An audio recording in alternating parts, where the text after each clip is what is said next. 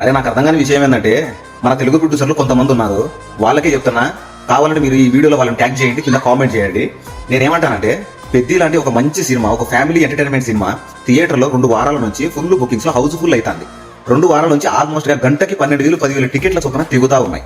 ఆ సినిమా అంత మంచిగా ఆడుతుంటే కొందరు కళ్ళు ఓర్వలేకపోతున్నాయి కొందరు ప్రొడ్యూసర్లే. నా కొడుకులు ఏం చేస్తారంటే రీ రిలీజ్ చేస్తారు. రీ రిలీజ్ ఎవరికి రీ రిలీజ్? ఇప్పుడు ఏం పీకనికి రీ రిలీజ్ రా? రీ రిలీజ్ ఎప్పుడు చేయాలో తెలుసా మీకు అసలు సినిమాని? ఎప్పుడు అసలు ఏ సినిమా లేనప్పుడు థియేటర్లో ఖాళీగా ఉన్నప్పుడు రీ రిలీజ్ సినిమాలు చేయాలి. ఇప్పుడు అంత అవసరం ఏమొచ్చిందా మీకు? మళ్ళీ చేసే బోకు సినిమాను మొడ్డల సినిమాలు చేస్తారు మీరు రీ రిలీజ్. మీరు కావాలని పెద్ద సినిమాను టార్గెట్ చేసి పెద్ద సినిమాను తొక్కాలని మీలాంటి నృత్య నా కొడుకులు చేస్తున్న నాటకాలు ఇవన్నీ కొందరు ప్రొడ్యూసర్లు మాత్రమే. ఇప్పుడు నాకు అర్థం కాని విషయం ఏంటంటే, గౌతమ్ నంద రిలీజ్ చేసిరు, ఓకే, అది గోపిచంద్ గారి బర్త్డే చేసిరు, అది బాగుంది. మరి మిగతా సినిమాలు ఏం పీకని కదా నాకు అర్థం కాదు. ఎవరెవరిది అసలుకి అది?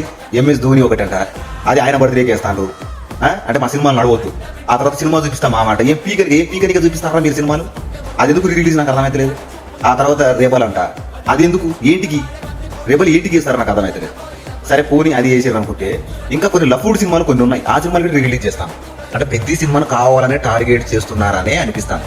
మీకేమనిపిస్తుందో కింద కామెంట్ చేయండి, అర్థమైందా? నేనేమంటానంటే, ఎవరి సినిమా రిలీజ్ చేసినా మాకు నో ప్రాబ్లం. కాకపోతే ఒక మంచి సినిమా థియేటర్లో నడుస్తున్నప్పుడు రిలీజ్ చేయడం అనేది చాలా తప్పది.